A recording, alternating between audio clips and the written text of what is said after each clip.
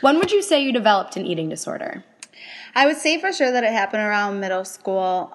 There's just a lot of pressure with other kids, and it really messed with my self-esteem. So I would definitely say that that's around when it happened. There was a lot of figuring out I had to do. What was the main reason that you started changing your eating habits? You know, I saw girls around me, and I saw how thin and confident they looked, and I would see the magazines, and I just felt bad about myself.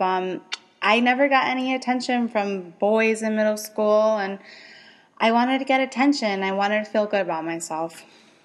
Did you notice any physical changes other than weight loss? Initially, when I first stopped eating, I just felt weak and tired all the time, very achy. I just felt sick all the time. Everyone always asked me what was up, but I never felt right. I never felt like myself. How did the attention make you feel?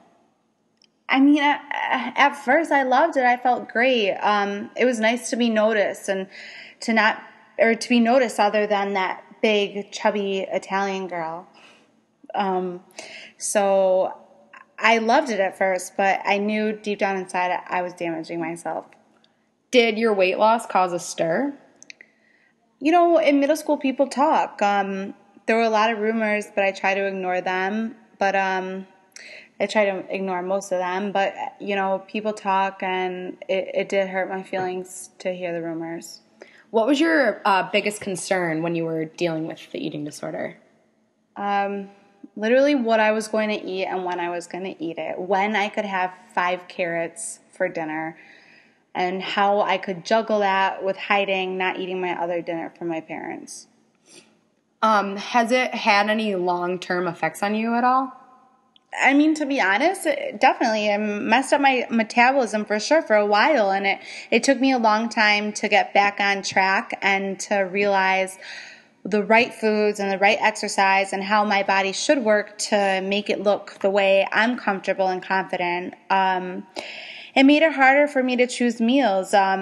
You know, just having a piece of chicken, I didn't want to put that in my body because I didn't want to be fat. And that's silly now looking back at it, because a piece of chicken is something normal and that could make you feel good and give you energy and give you protein. And it's just, it definitely has made me for the better. But of course there's good and bad days. There's of course still days I feel awful about myself.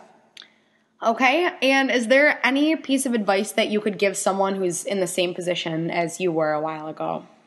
Everyone's different, and you should never compare yourself to other people. You know, there's going to be thin girls, there's going to be medium girls, there's going to be big girls, and at the end of the day, you can't let anyone influence you. If you don't like something about yourself, change it, but don't take a shortcut. You always have to do the right movement and the right selection of your life choices, and it's not good to take shortcuts. You can't let the media trick you.